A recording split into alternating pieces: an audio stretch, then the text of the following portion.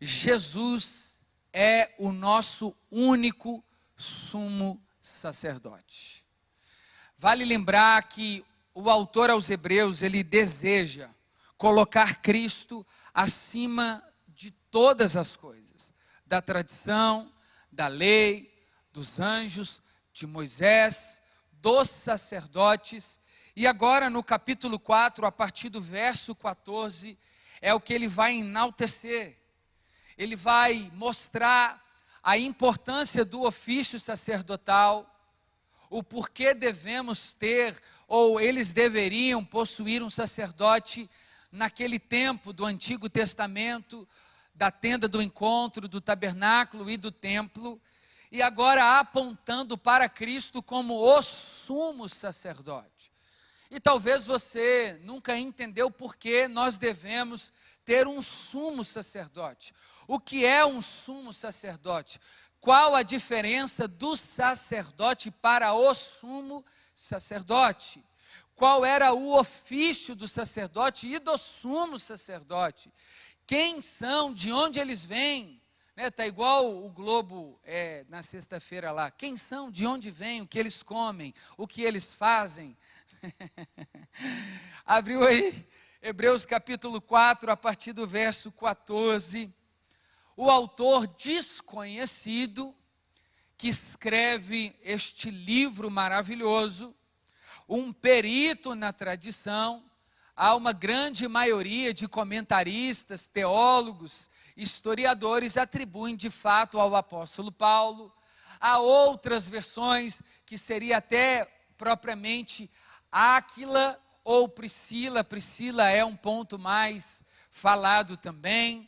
Timóteo, uns citam até Pedro, mas é uma linguagem, uma literatura muito rebuscada, e Pedro era mais direto ao ponto. Mas fato é, o autor não colocou aqui a sua biografia, e nós não podemos também apenas só especular, porque o ponto não é esse. Ele não quer se identificar, justamente porque ele quer ir direto ao ponto. E isso já nos ensina muito, viu, irmãos? Muito, menos de nós e mais de Cristo em nós. Tendo, pois, a partir do verso 14, ele diz assim: tendo, pois, Jesus, o Filho de Deus, como grande e sumo sacerdote. Até aqui, e a gente ora e volta ao texto. Pai, nós queremos agradecer o Senhor por sua palavra. Obrigado por essa linda manhã. Que os nossos ouvidos estejam abertos, a nossa mente receptível à sua palavra, à sua gloriosa e viva palavra do Senhor. Deus, que ela possa rasgar, Senhor, aquilo que precisamos despir nessa manhã, a ponto de dividir alma e espírito junto em medula, discernir os nossos pensamentos e as intenções do nosso coração. Nós oramos mais uma vez nessa manhã, para que o Senhor nos comunique por meio da sua palavra, aquilo que precisamos, a boa medida, em nome de Jesus. O autor já começa dizendo: tendo, pois, Jesus, o Filho de Deus, como um grande sumo sacerdote. Mas para que a gente entenda a função do sacerdote, e para que haja essa necessidade dele apontar Cristo como sumo sacerdote, o sacerdote foi estabelecido por Deus, a partir de Arão, o irmão de Moisés. Era ele quem falava por Moisés. Ele separou este homem para o sacerdócio real no tempo da tenda do encontro. O sacerdote, ele tinha funções muito específicas. Ele tinha que cuidar da tenda, ele trocava os pães, ele representava Deus em relação ao povo e o povo em relação a Deus. Era ele quem recebia as ofertas que eram destinadas ao sacrifício. Ele tinha que preservar o dia da expiação, que era o dia onde era sido oferecido um sacrifício para perdão do povo e do próprio sacerdote.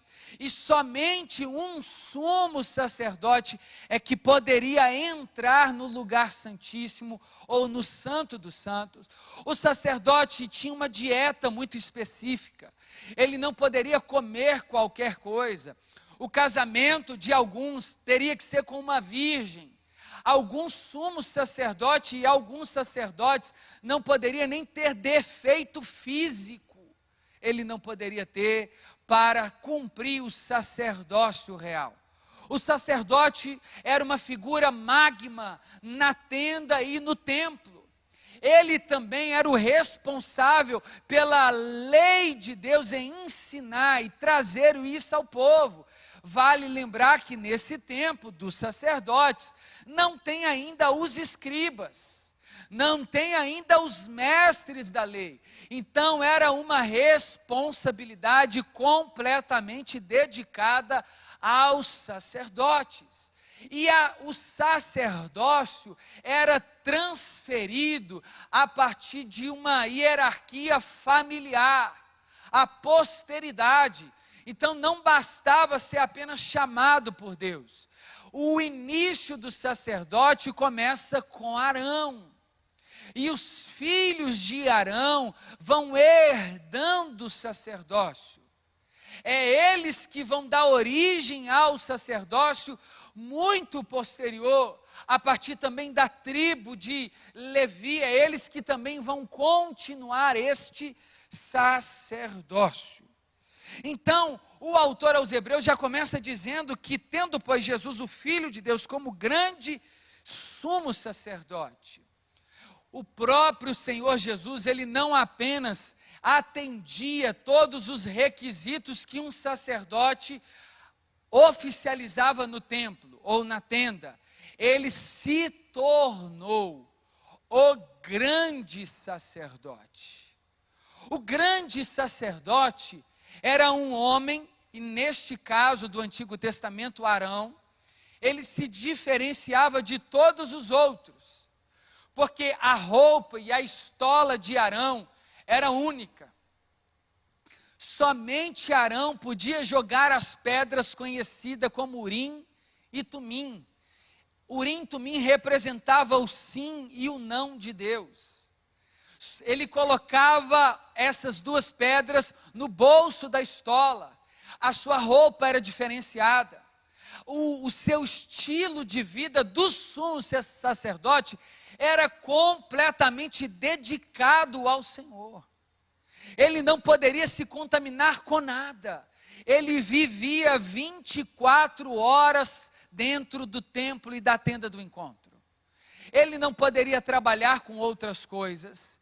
Ele não poderia ter outras propriedades. Ele tinha que ter um relacionamento extremamente piedoso, santo e irrepreensível diante de Deus. Quando ele entrava no Santíssimo Lugar, ele tinha que atar nos seus pés algumas romãs, porque de tão poderoso que era o lugar santíssimo, e só o sumo sacerdote podia entrar lá, ele tinha que entrar com esse cuidado, porque se Deus não recebesse a expiação pelo pecado do povo de si mesmo, ele morria ali na hora. E ninguém podia nem sequer entrar lá para tirar ele de lá de dentro. Então amarrava-se uma corda nos seus pés com romãs que faziam barulhos. Caso ele morresse, tinha que puxar ele para não entrar dentro do santo que somente cabia ao sumo sacerdote. Trocar os pães, o maná, lá na arca onde representava a presença de Deus. Irmão, pensa numa vida completamente dedicada. E o autor já começa dizendo isso aqui. Essa palavra sacerdote no grego, no Antigo Testamento, ele era conhecido como a palavra traduzida para o grande sacerdote Hak Kohen Hag Gadol. Ou Hak Kohen Mashiach, ou Mexia, ou Messias. Era um tipo, apontava para o sumo sacerdote que já é o filho. O primeiro se torna em Arão, a partir do Pentateuco, que nós vemos isso no livro de Êxodo, capítulo 27. E o autor aos Hebreus continua dizendo assim, que adentrou aos céus. Mas por que o autor está dizendo isso? Porque o Santo do Santo era uma extensão da glória de Deus na terra. E como eu acabei de dizer, o que diz as Escrituras, ninguém poderia atravessar o véu, se ele não estivesse de forma dedicada a Cristo, ter sido chamado para o sacerdócio, ter recebido essa linhagem sacerdotal e uma vida completamente santa, sem mácula alguma. E somente uma vez por ano, no dia da expiação, este sumo sacerdote atravessava o santo lugar e chegava no lugar chamado Santíssimo Lugar. Era o lugar onde a Shekinah, a presença de Deus, estava repousada. O sumo sacerdote falava com Deus a partir do propiciatório. O propiciatório é a tampa da arca, onde tinha em uma peça única de ouro maciço, um querubim de frente para o outro, olhando para baixo da arca.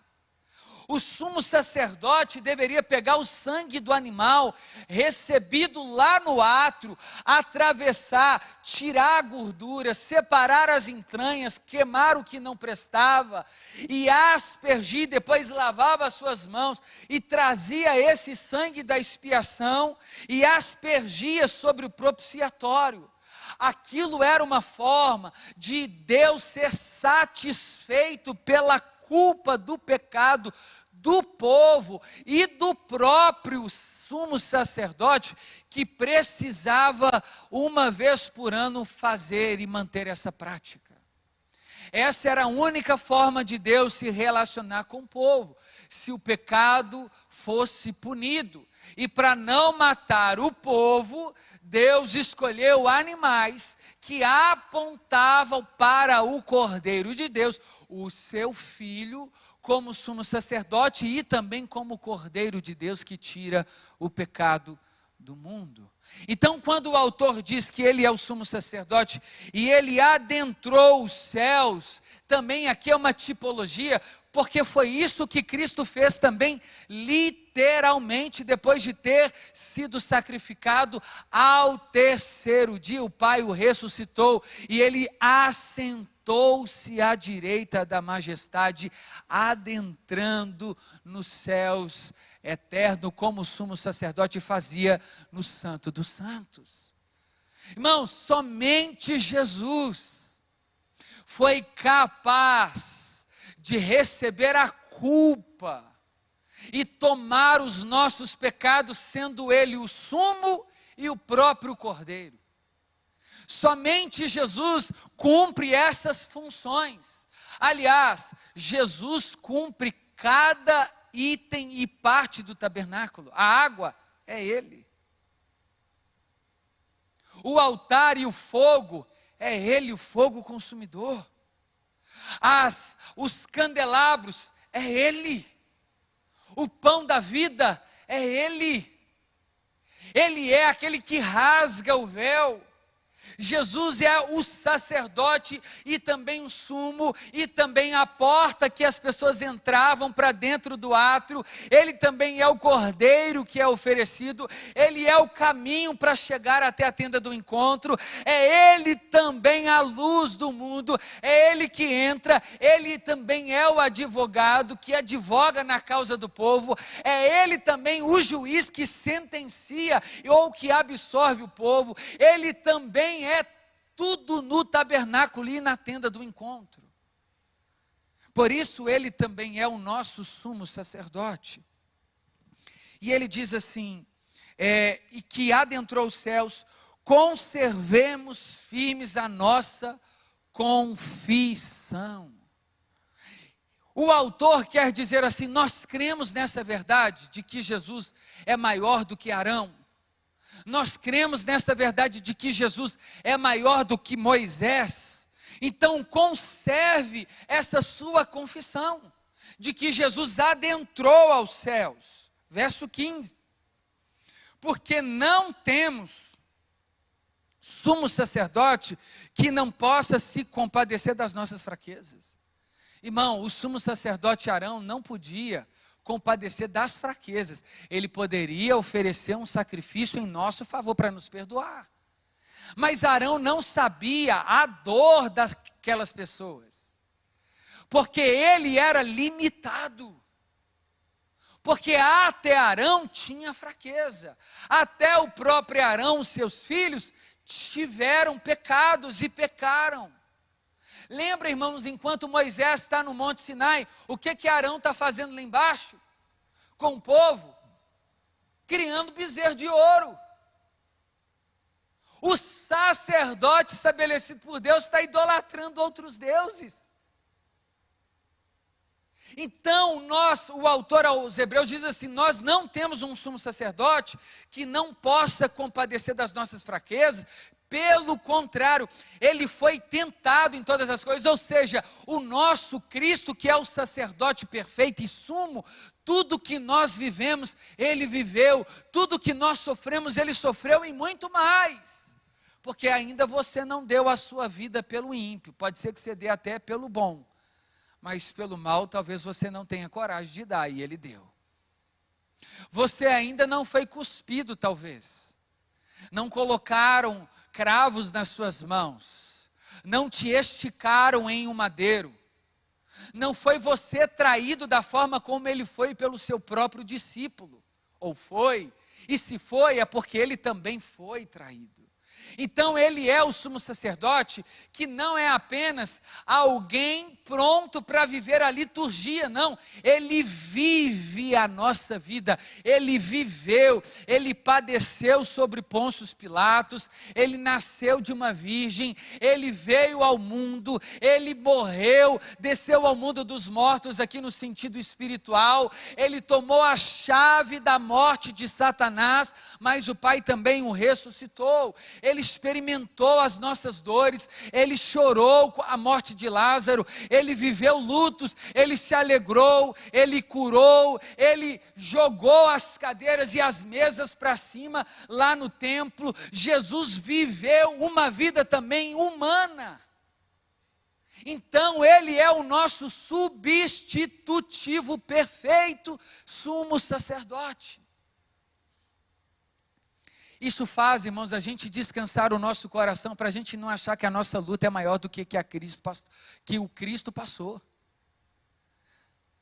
Não temas, né? Não temas, porque eu sou contigo, diz o Senhor. No mundo tereis aflições, mas tem de bom ânimo, eu venci o mundo, ele venceu o sistema, ele venceu a própria queda. E é isso que o autor quer fazer, ele quer colocar Cristo maior do que Arão, e de fato Cristo é muito mais maior. É muito mais maior, irmãos, infinitamente maior. Tanto que Cristo é da linhagem sacerdotal, não de Arão, mas o autor aos Hebreus, que a gente vai ver mais para frente, 6 e 7, mas de Melquisedeque, que não tem pai nem mãe. A sua genealogia não foi contada, e que Abraão prostrou-se em oferecer um sacrifício a ele, que não foi os seus dias contados na terra. Ou seja, a linhagem de Cristo não é uma linhagem falida, não é uma linhagem que precisava todo ano refazer, sacrificar, pedir perdão. Quando Cristo disse tetelestai, está consumado, foi definitivo. Amém? Pelo contrário, ele foi tentado em todas as coisas. Irmãos, e todas as coisas é todas as coisas. Fome.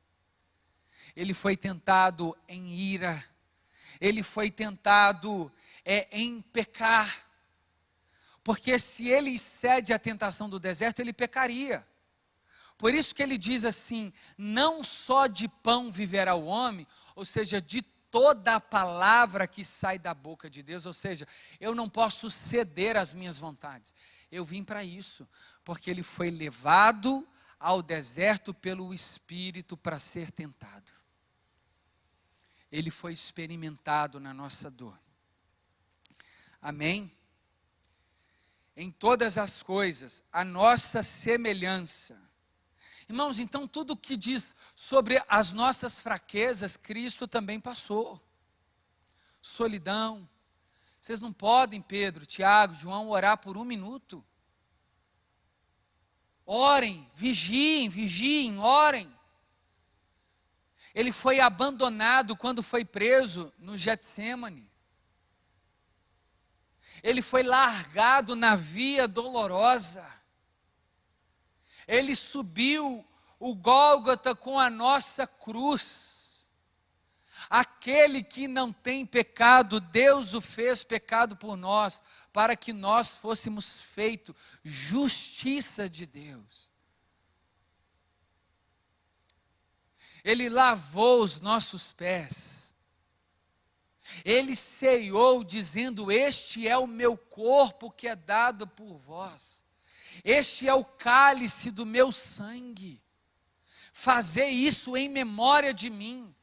Porque aquele que bebe, aquele que come, este tem parte comigo, e ele traz a memória de que eu vou, mas eu também voltarei para buscar vocês, por um pouquinho de tempo. Amém.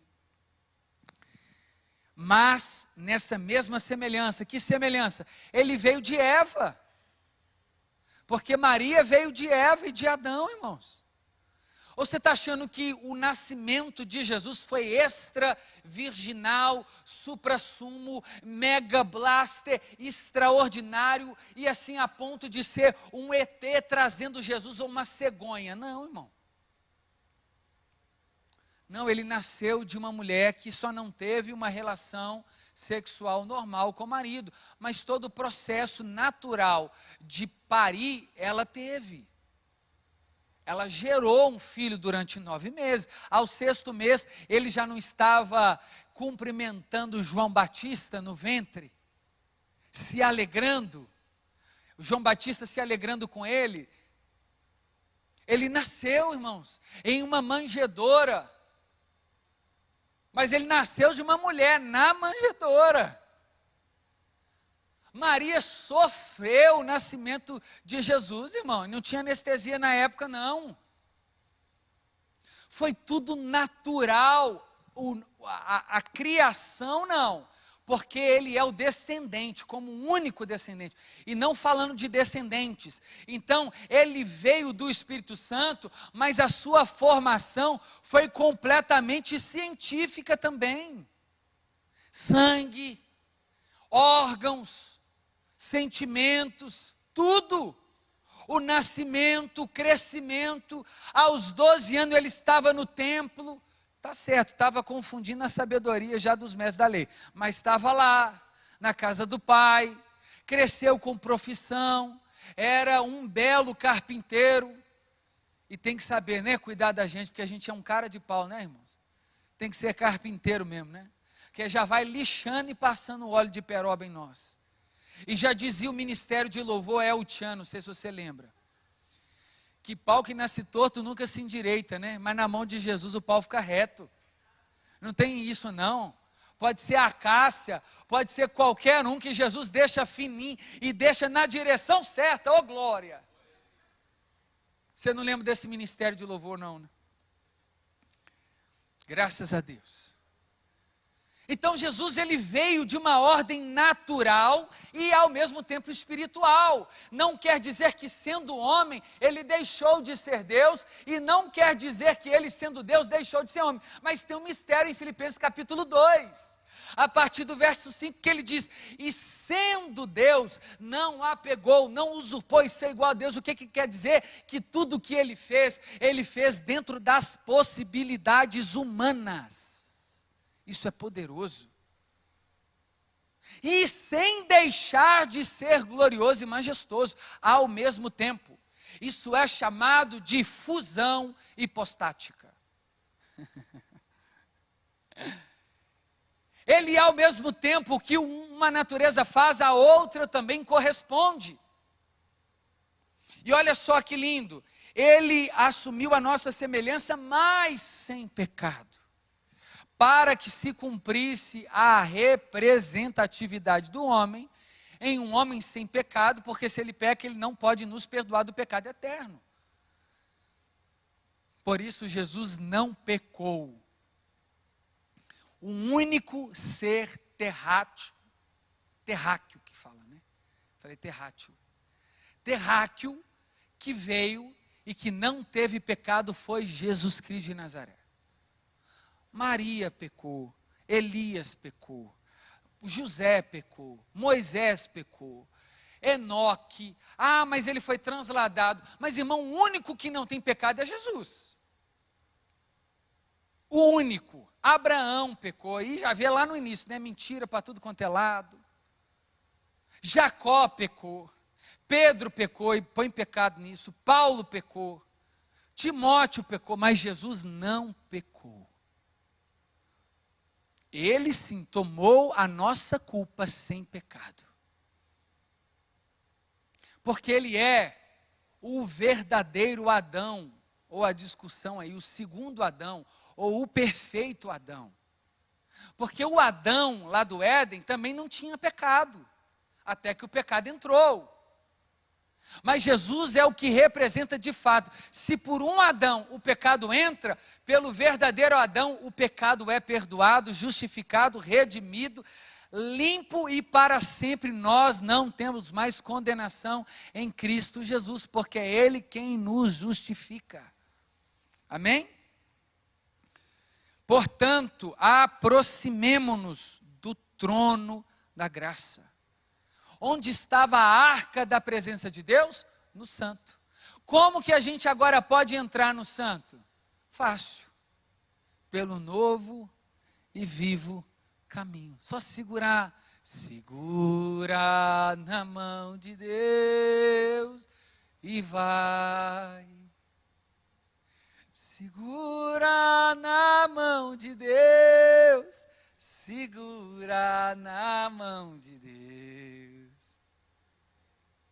Irmãos, é em Jesus que a gente já dá a mão para Ele na entrada e vai com Ele até o santo do santo, até o trono da presença de Deus. Olha que privilégio, aqueles que estão em Cristo Jesus se assentará com Cristo à direita de Deus o Pai. É por isso que nós vamos julgar até os anjos, porque nós estaremos com Cristo assistindo o espetáculo. Aí a gente fica assim, não acredito. Jesus, meu Deus. E o tempo todo a igreja de Cristo, não a nominal, tá, irmãos? Não a de carteirinha, a igreja de verdade. Eita, Jesus. Eita, Jesus, a igreja nova nascida, a igreja que nasceu da água e do Espírito. Amém? Por isso que no céu não tem placa, e de fato não tem, isso não é clichê não. Você acha que vai estar lá assim, porta, Igreja Batista Lagoinha, aqui os membros se reúnem aqui, só quem foi da Igreja Batista Lagoinha faz a fila, pode entrar. Placa da Assembleia de Deus. Aí o Gabriel chama assim, pessoal da Assembleia, presente, estamos aqui, pode entrar. Deus e amor, está aí? Tá, então entra. O pessoal da Universal, vai ter gente que vai entrar, porque tudo tem a ver com Cristo, glória a Deus por isso, e é bênção. Amém? Vai entrar um pouquinho de cada gente, mas não vai ser de placa não, irmãos. Ele vai chamar a igreja. Opa, igreja de Cristo, está aí, estamos aqui, Jesus. Um pouquinho de cada lugar, porque a porta é estreita. Largue a porta da perdição. Aí tem uns remanescentes lá no Universal, uns remanescentes lá na Assembleia, os remanescentes lá na Deus e Amor, os remanescentes na Lagoinha, os remanescentes ali na Presbiteriana, outros remanescentes ali, outros ali, outros ali, a ponto da gente chegar lá e falar assim, uai, nós aqui? Ah, pastor Santos, surpresa, eu aqui, o senhor aqui, ué, coisa boa, porque nós temos o sumo sacerdote. Pastor Santos, o que você fez, irmão? Só criei, por isso subi. Pastor Santos, mas assim você não deu a sua vida, sabe, para ser queimado, irmão? Até dei, mas eu estou aqui não porque eu dei, porque eu ganhei a vida eterna em Cristo Jesus.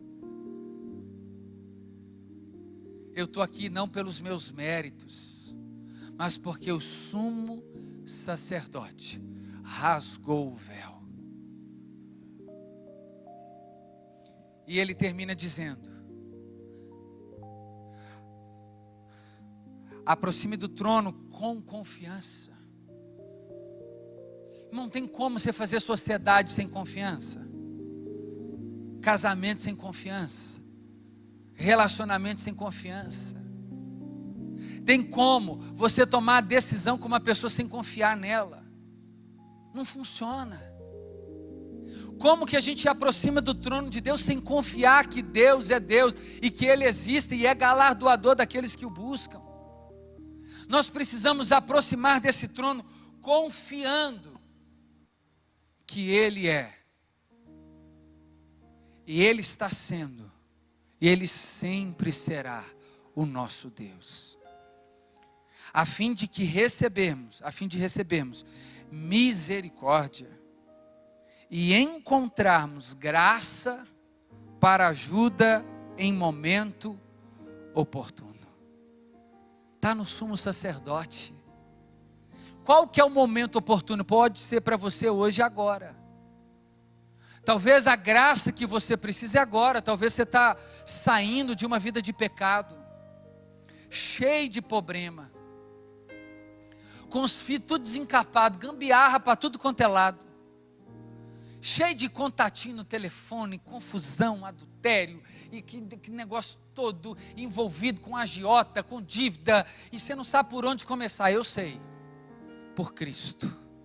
Confesse, se arrependa, e você será perdoado e limpo.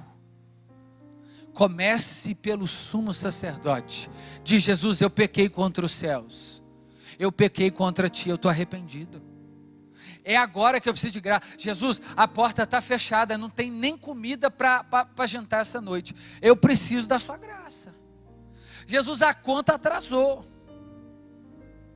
O menino está querendo danoninho. Jesus, a pensão já está chegando o dia de pagar, eu vou ser preso. Me dá graça, me ajuda. Jesus, o ministério, eu já estou desistindo. Me dá graça, me ajuda, eu quero voltar, mas estou sem força. Seja sincero, meu irmão.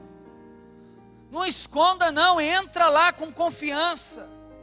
E encontraremos ajuda em momento oportuno. Aquele que busca, encontra. O que pede, recebe. Aquele que bate, se lhe há aberto.